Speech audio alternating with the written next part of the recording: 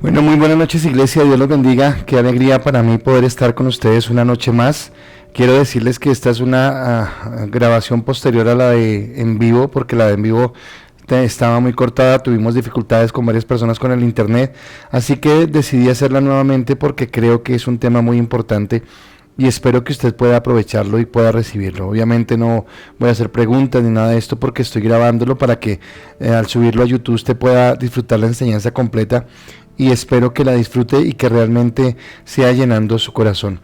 Hemos venido hablando a lo largo de esta semana, martes, miércoles, de la obediencia, y hemos mostrado cómo la obediencia es el sustento de lo que Dios quiere para nuestra sociedad, para lo que Dios ha determinado, ¿de acuerdo?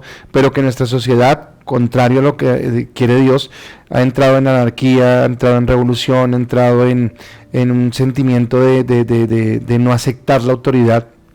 Y esto acarrea problemas, y yo lo veo como un problema espiritual, no es solamente problema de ideologías o de pensamientos o de corrientes políticas, algo más profundo, y es que el diablo está al control de esto y nos quiere desestabilizar. Por eso quiero hoy hablarles de esto, y en el texto, o en el título mejor que le doy a la enseñanza, es un modelo de obediencia. Ese es el título, y espero que usted lo pueda entender y recibir y que sea de gran bendición para su vida. El texto base que hemos utilizado durante estas noches es el de primer libro de Samuel, capítulo 15, versículo 22, en la segunda parte, donde dice: ciertamente el obedecer es mejor que los sacrificios, y el prestar atención que la grosura de los carneros. Y es donde el profeta Samuel le hace la exhortación a Saúl cuando éste desobedece de una manera deliberada la orden de Dios para hacer lo que es su voluntad. Y creo que nosotros hoy en día podemos estar sufriendo del mismo flagelo, y creo que es importante que se lo enseñemos a la iglesia, porque si la iglesia no es la que empieza a ser un modelo de obediencia, muy difícilmente vamos a lograr que el mundo entienda lo que es obediencia cuando no tiene a Cristo. Por eso, para mí, el modelo perfecto de esa obediencia es Cristo, y a lo largo de esta enseñanza espero que usted lo pueda entender y comprender. En Hebreos capítulo 5, versículos 7 al 9, la Biblia nos enseña lo siguiente: y Cristo, en los días de su carne, ofreciendo ruegos y súplicas con gran clamor y lágrimas al que le podía librar de la muerte, fue oído a causa de su temor reverente. Y aunque era hijo, por lo que padeció, aprendió la obediencia. Y habiendo sido perfeccionado, vino a ser autor de eterna salvación para todos los que obedecen. Me encanta la palabra porque nos está mostrando a Cristo como ese ejemplo de obediencia. Ahora, Dios es uno solo. Creemos en un Dios Padre, en un Dios Hijo y en un Dios Espíritu Santo.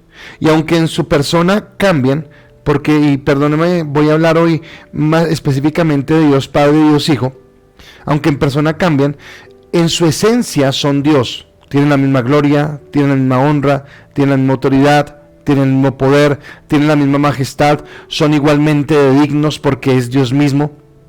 Pero en la persona, Dios el Padre asume esa posición como Padre, y Dios el Hijo asume esa posición como hijo, y ellos muestran en esa Trinidad, aquí menciona el Espíritu Santo, muestran esa capacidad de tener un orden, una armonía y una unidad.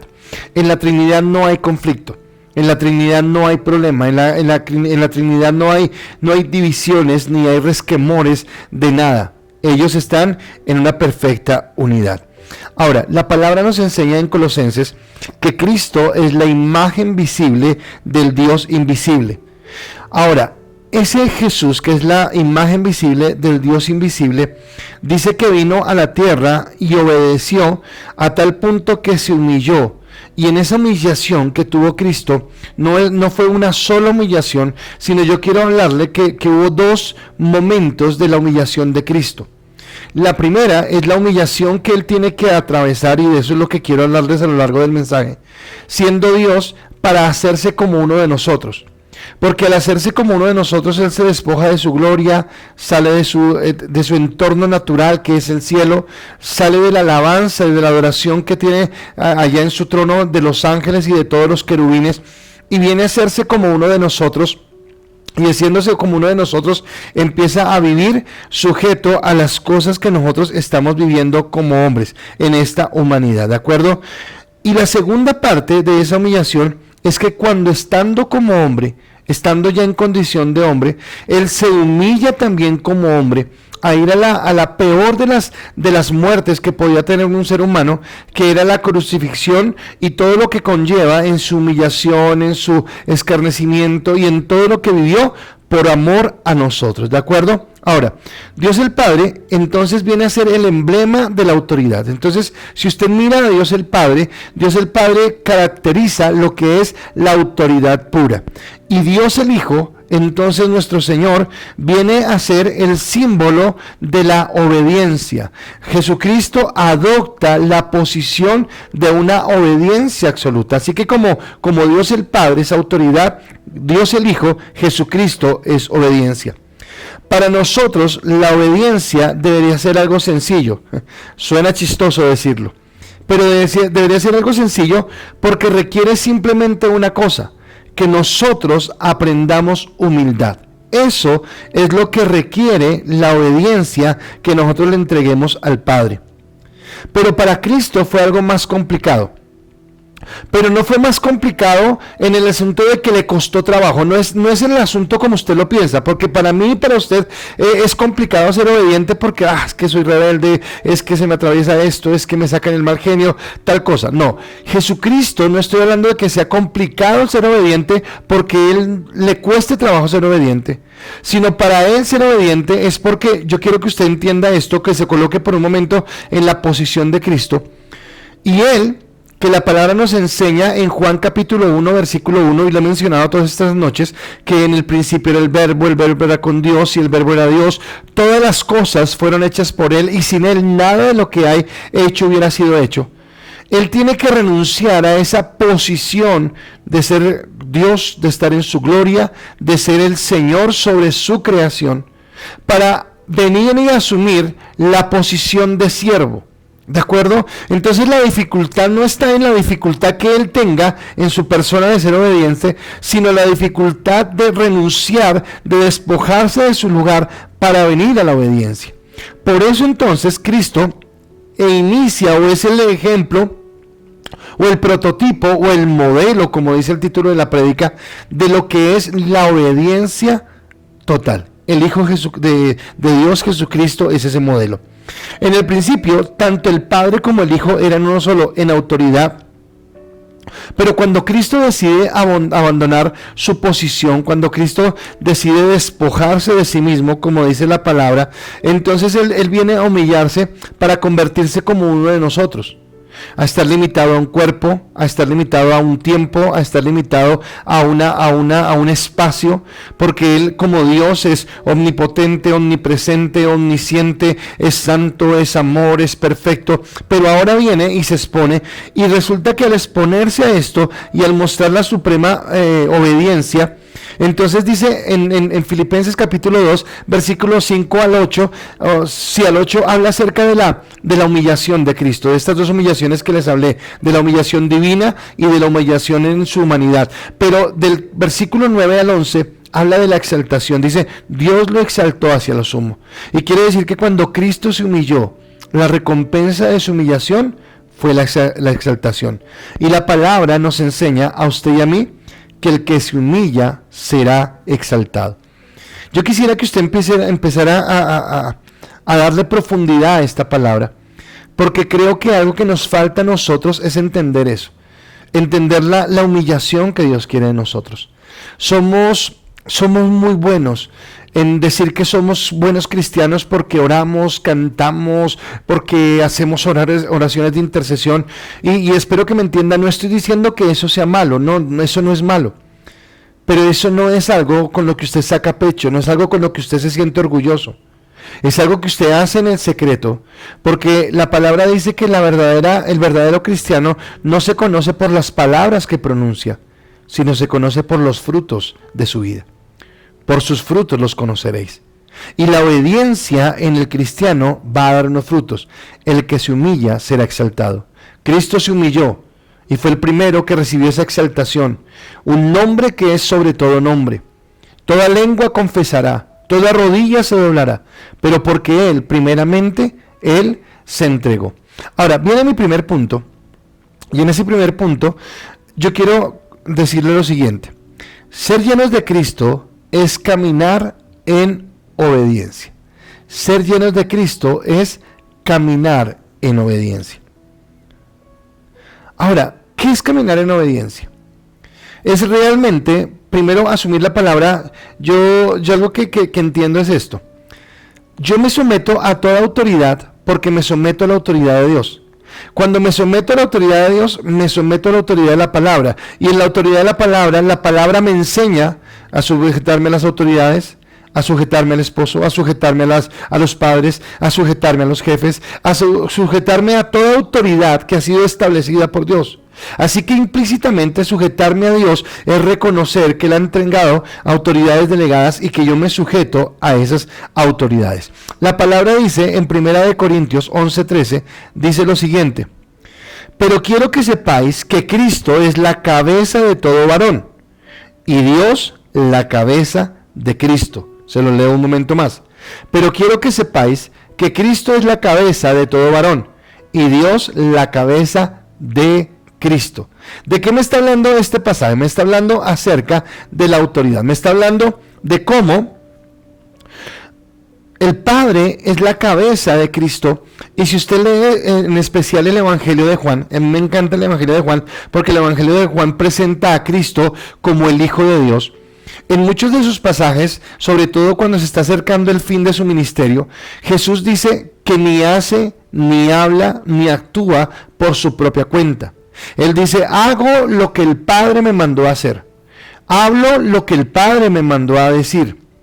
Los que vienen a mí, no vienen a mí por su voluntad o porque yo los escoja, vienen a mí porque el Padre los envía a mí. Y en todo momento, Jesucristo muestra una subordinación total a Dios el Padre. Muestra esa entrega al Padre en obediencia. Entonces, si Dios es cabeza de Cristo, y Cristo nos muestra ese nivel de obediencia, dice también el texto que Cristo es cabeza de la iglesia. Y entonces, así como Cristo está subordinado a la autoridad de Dios el Padre, nos pide a nosotros que nosotros como su iglesia estemos subordinados a la autoridad de la cabeza de la iglesia, que es Jesucristo, a través de su palabra. Y que allí es donde nosotros podremos encontrar la plenitud. Ahora, podríamos escuchar: ¿y por qué obedecer? ¿Por qué obedecer? ¿Por qué nosotros vamos a obedecer? Y escuchamos este tipo de preguntas frecuentemente. Yo la escucho en hijos, yo la escucho en empleados, yo la escucho en personas cuando hablamos acerca del gobierno. ¿Y por qué voy a obedecer? Una de las cosas que me confronta y tiene que ver con nuestros jóvenes, y yo quisiera que nuestros jóvenes entendieran esto, es que muchas veces ellos en la iglesia aman a Dios, aman a Cristo, tienen un deseo genuino de amar a Cristo, oran, hacen su devocional, tienen un ministerio dentro de la iglesia, pero asimismo, como adoran a Cristo y como exaltan a Cristo, en ese mismo orden de ideas, permiten que en sus universidades o en el ambiente donde están los contaminen. Y entonces vemos de ellos, de los mismos cristianos, comentarios o publicaciones en las redes sociales donde hablan de no sujetarse, de no creerle a la policía, de ir en contra de las autoridades, de todo lo establecido. Y ese tipo de espíritu revolucionario no corresponde a Cristo. Y estoy hablando desde un punto de vista espiritual. Ahora, de pronto los jóvenes me dirán: pastor, usted no entiende, esto es algo intelectual, tiene que ver con las ideas. Bueno, pero ¿usted quién le enseñó eso? Se lo enseñaron sus maestros en sus colegios o universidades, que en la mayoría de los casos son maestros que no tienen temor de Dios, maestros que no tienen conocimiento de Dios y que actúan desde su mentalidad humanista, donde quieren gobernar o que quieren darle una caracterización humanista a la sociedad, desligando totalmente a Dios de ese ambiente. Así que yo tengo que detenerme y entenderlo desde un punto de vista espiritual. Y yo no estoy hablando acá si la autoridad es buena o mala, eso lo expliqué anoche, sino estoy hablando acerca de lo que Dios quiere que nosotros entendamos en cuanto a la autoridad y que nosotros podamos ejercer esa autoridad. Ahora, si alguien tendría por qué preguntar por qué obedecer, debería ser Cristo.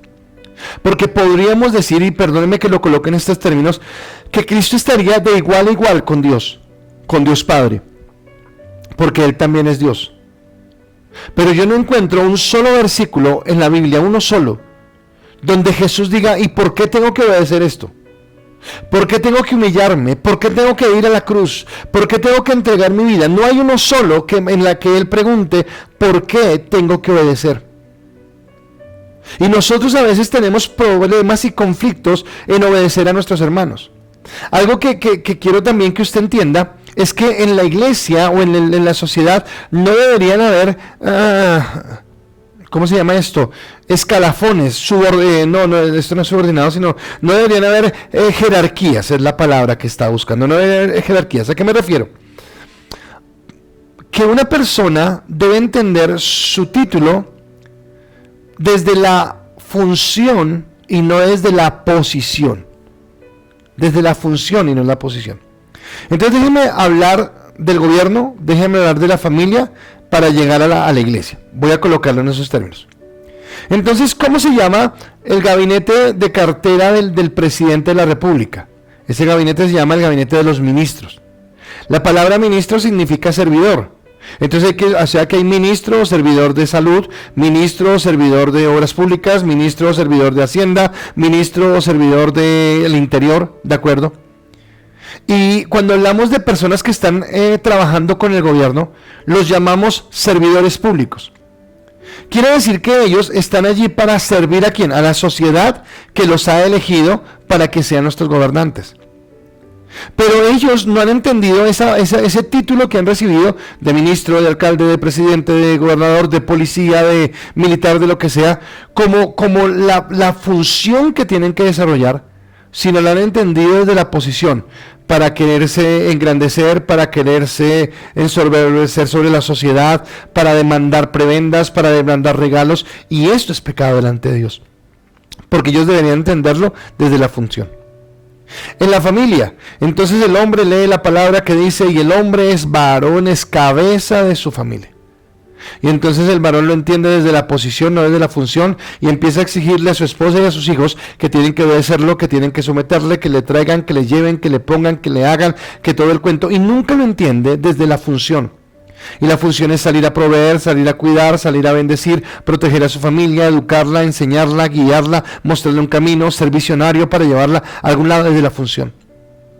En la iglesia, cuando recibimos el título de pastores o cuando recibimos el título de líderes o cuando recibimos el título de maestros, no es el título para una posición, ahora soy el pastor, ahora todos me obedecen. No, la posición no es la que importa, sino la función.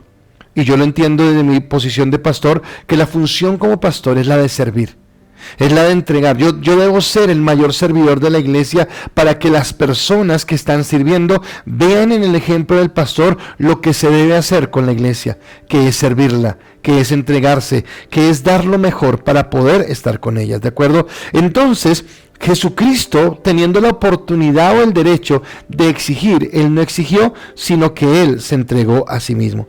Entonces no podemos decidir cómo conocemos la autoridad. No podemos decir, que conocemos la autoridad cuando en nuestro corazón hay ausencia de obediencia. Yo no puedo decir que yo comprendo quién es autoridad y cómo hay que obedecerla cuando en mi corazón, en el principio, no hay una obediencia a la autoridad. Así que ese es el primer punto. Pero viene mi segundo punto en esta noche.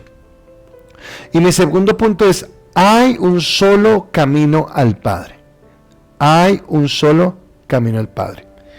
Y en esto que le voy a enseñar en este momento, yo quisiera decirle que quisiera que usted hiciera como Dios le mandó a Moisés cuando llegó a la zarza, que le dijo: el lugar donde estás pisando es tierra santa y quiero que te quites el calzado.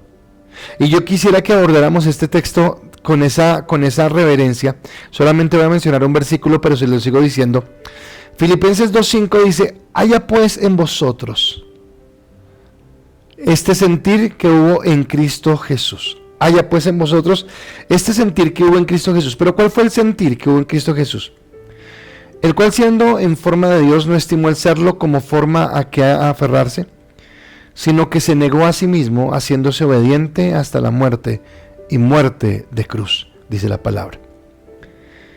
Y acá yo tengo que empezar a hablarle de algo específico, porque yo tengo que hablarle de Dios, porque así como en otras ocasiones yo le he explicado, que cuando Dios le mandó al hombre que le colocara nombre a los animales, no era algo a la loca de a ver lo que pasaba por ahí y colocarle el nombre cualquiera, sino que el hombre tuvo que hacer un estudio, mirar cómo nacían, cómo se juntaban, en qué ambiente estaban, formar grupos, formar familias para colocarles nombres.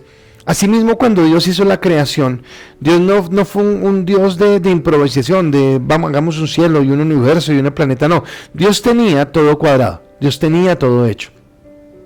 Entonces Dios, Padre, Hijo y Espíritu Santo, diseñaron el universo, diseñaron los planetas, diseñaron las estrellas, diseñaron esta tierra, diseñaron todo cuanto existe, el sol, la luna, las estrellas, los árboles, los animales, las fuentes de agua, todo cuanto existe lo diseñó Dios. Porque Él tenía un propósito, porque Él tenía un diseño, porque Él es perfecto y es excelso en lo que hace.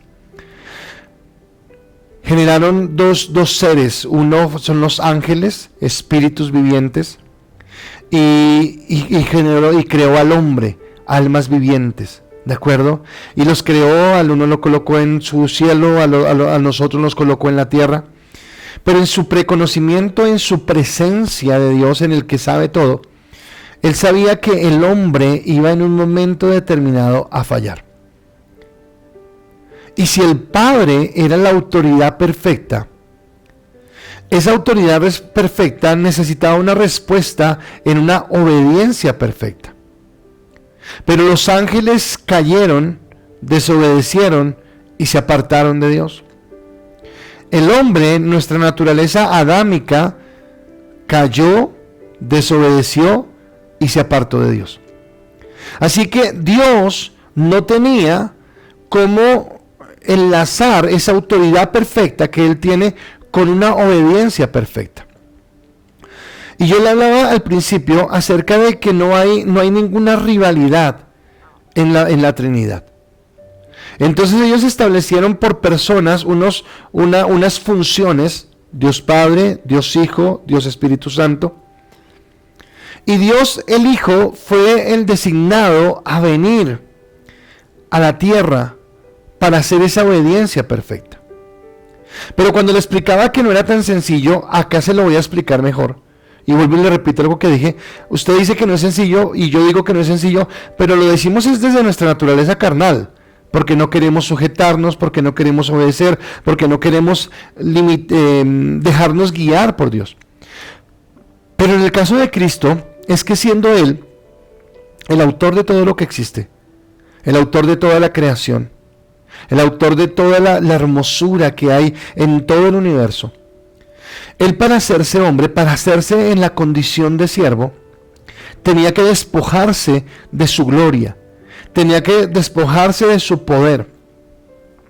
Pero escúcheme, no era tanto como quitarse un saco y después volverse a colocar el saco, sino que Él se quitaba, se despojaba de su dignidad. Pero ahora Él no podía regresar a esa dignidad si antes no cumplía el parámetro que Dios había establecido en su mismo plan, que era que Cristo fuera la obediencia perfecta al Padre para que nosotros pudiéramos ser redimidos totalmente de nuestra naturaleza pecaminosa.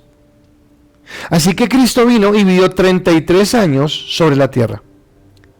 Pero vino y vivió en una sujeción total. Vuelvo a los textos de Juan.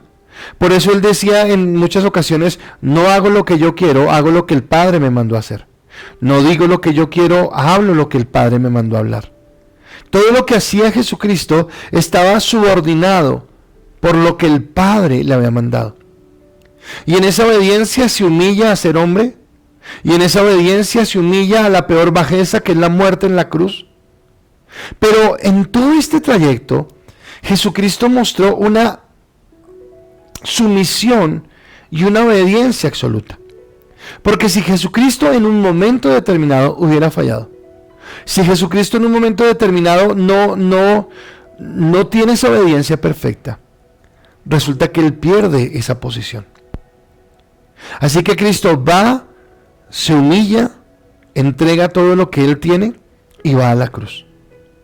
Pero él confía en su Padre. Y cuando él resucita, resulta que es cuando él vuelve y recibe otra vez su gloria, pero no la recibe porque la toma, sino porque la ganó a través de la obediencia. ¡Wow! Es tremendo esto. Porque entonces Cristo se constituye en el modelo perfecto de la obediencia. Aquel que nunca preguntó por qué tenía que obedecer. Aquel que siempre se sujetó a las autoridades establecidas. Aquel que aún en la tierra se sujetó a las autoridades terrenales, siendo el creador del mundo, siendo el creador del universo, se sujetó a la autoridad. Ahora, volviendo a Filipenses, y le dije que esto era Tierra Santa, entendiendo el tremendo sacrificio, y no sé si me acepta esta palabra, pero el tremendo riesgo que Cristo estaba corriendo. Cuando se humilla, Él recibe un nombre que es sobre todo nombre. Por eso, más que nosotros vivir en una religión, entendemos que es el nombre de Cristo, el Dios poderoso, aquel en el que nosotros tenemos esperanza, porque Él fue el que fue a la cruz del Calvario y pagó un precio por nosotros, para que fuéramos redimidos, para que fuéramos perdonados, para que fuéramos santificados, para que pudiéramos caminar en esa gracia y en esa bendición eterna que solamente viene de Él. Así que yo me alegro en el Señor por lo que Él hizo. Pero en Filipenses, vuelvo y digo en la siguiente parte, dice que toda rodilla se doblará, que toda lengua confesará que Jesucristo es el Señor. Y resulta que hay algo que es característico, que cuando Dios estaba en el principio, Dios Padre, Dios Hijo, Jesucristo no tenía el título de señorío. El título de Señor, de señorío, lo adquiere después de que Él resucita. Porque ese señorío fue como la recompensa que recibió por su obediencia. Y yo quiero decirle que Jesús quiere recompensar tu obediencia. Que cuando tu obediencia se perfeccione en Él, en ese mismo momento estarás caminando en una dimensión diferente, en la gracia, en el poder y en el amor que viene de parte de Dios. Que Él espera que tú llegues a ese nivel de obediencia. Porque Cristo, al despojarse, Él cumplió en esta tierra y en su naturaleza humana perfectamente la obediencia, la sujeción, y restauró nuestra relación con el Padre. Entonces Cristo renunció a su lugar de gloria y lo colocó en ese riesgo por amarnos a nosotros. Y eso es lo que hace. Y esto me lleva a mí a mi tercer punto. Y mi tercer punto es este: se aprende obediencia a través del sufrimiento. Se aprende obediencia a través del sufrimiento. Y acá es muy sencillo. Hebreos capítulo 5 versículo 8 dice: y aunque era hijo, por lo que padeció, aprendió la obediencia. Aunque era hijo, por lo que padeció, aprendió la obediencia. Y lo que yo veo acá, lo que yo encuentro acá, es a un Jesús que está dispuesto a someterse, que está dispuesto a humillarse, que está dispuesto a caminar en la dimensión de lo que Dios ha querido, y que está dispuesto a pasar en el desierto. Yo en mis primeros años, siempre lo he contado, no entendía cómo Cristo iba al desierto. Yo le decía: Señor, yo no quiero ir al desierto. Pero hoy entiendo que el desierto es donde nosotros aprendemos. Porque Cristo no trajo la obediencia, sino Cristo aprendió, dice el versículo, la obediencia a través del sufrimiento. Porque el sufrimiento lo que hace es doblegar nuestro corazón, ablandarlo. Lo que hace es hacernos sensibles a lo que Dios quiere. El dolor hace que nosotros aprendamos a someternos a Dios. Esta pandemia, ¿a cuánto los ha llevado a sujetarse a Dios? ¿A cuánto los ha llevado a realmente reconocer que Dios es soberano y que Dios es el Señor? Los duros de corazón son inútiles ante Dios. Por más que oren, que digan, que hablen, que echen fuera demonios, y todo lo hablamos estos días, los duros de corazón no son útiles a Dios. porque Dios necesita corazones tratados por el dolor. No es que tú anheles el dolor, porque no es lógico y no es correcto que tú lo anheles. Pero sí que en algún momento Dios, en periodo de nuestra vida, nos atraviesa por dolor, nos atraviesa por momentos de desierto, nos atraviesa por momentos de situaciones difíciles para que nosotros comprobemos en dónde está nuestro corazón y en dónde está nuestra confianza. Si tan solo buscamos el gozo, si tan solo buscamos la bendición de Dios, seguramente nos volveríamos como malcriados. Hoy al mediodía escuché una noticia sobre un senador que está queriendo sacar una ley para que a los niños no se les dé un reglazo, ni la varita, ni el pao, ni nada de esto. Y yo decía, tenaz, porque ya el gobierno quiere entrar aún a legislar sobre la forma en cómo se educan los hijos. Pero tal vez las sociedades que tenemos hoy en día es por falta de esa corrección. Porque el desierto nos lleva a cambiar de actitud. El desierto nos lleva a reflexionar. Y una de las cosas que tiene la iglesia que está mal es que tal vez nosotros como predicadores solamente hablamos de las bendiciones que Dios da, que Dios te prospera, que Dios te levanta, que Dios te multiplica, que Dios hace cosas maravillosas, pero pocas veces vamos a Dios para decirle a Dios, ¿y tú qué quieres de mí? ¿Qué piensas de mi comportamiento? ¿Qué piensas de mis acciones? ¿Qué piensas de la forma en la que yo estoy viviendo o haciendo esto o aquello? Y Dios nos lleva a cambiar nuestras actitudes y a pensar con un pensamiento diferente. Así que no solamente debemos buscar el gozo del Señor, sino que si yo tuviera solamente el gozo del Señor y jamás fuera formado, es la palabra, formado, al hijo que se ama se disciplina, dicen Hebreos, no disfrutaría de las riquezas de su gloria, no disfrutaría de las riquezas de su amor.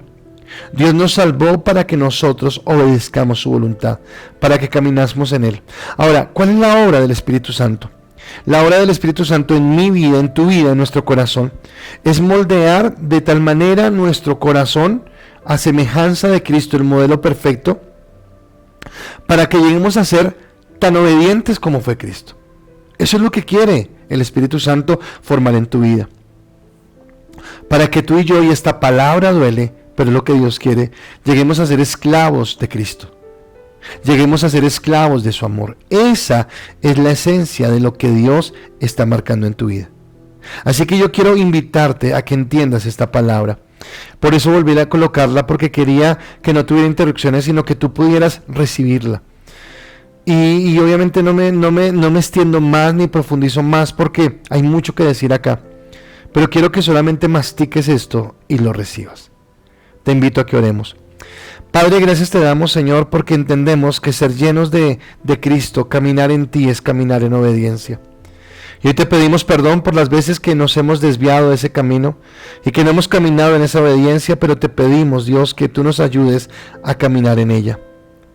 Llegamos a la obediencia, Señor, a Cristo, porque entendemos, Señor, que tú eres el Señor de nuestra vida. Y Padre, permite que la obediencia, Señor, sea algo tan real en nuestra vida, que podamos entender que es el camino que nos lleva a ti, que es el camino que nos lleva a la bendición, Dios.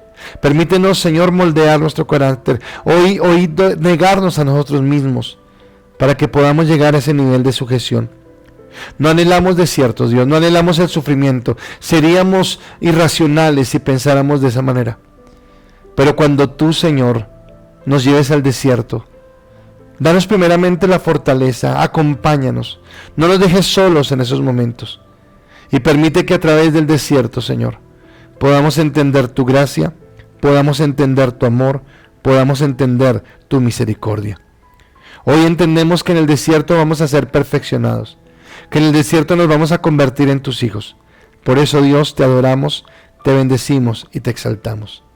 A ti toda la gloria y a ti toda la honra, por los siglos de los siglos. Amén. Gracias te doy, Jesús. Y gracias a todos ustedes por tomarse el tiempo para escuchar esta enseñanza. Espero que haya sido de bendición y espero que puedan vivirla y recibirla. Solo me queda algo y es saludarles, bendecirles, decirles que los amamos junto a mi esposa. Ya en este momento son las 10:35 que estoy terminando nuevamente la prédica después de haberla grabado en vivo, que salió un poquito mal, pero espero que usted la reciba, lo hacemos con mucho amor. Y solamente recordarles, próximo 25 de septiembre, de 8 a 12 de la noche, tenemos una vigilia unida de todas las iglesias por esta amada ciudad de Bogotá. Que Dios los bendiga y que tengan una feliz noche. Dios los bendiga.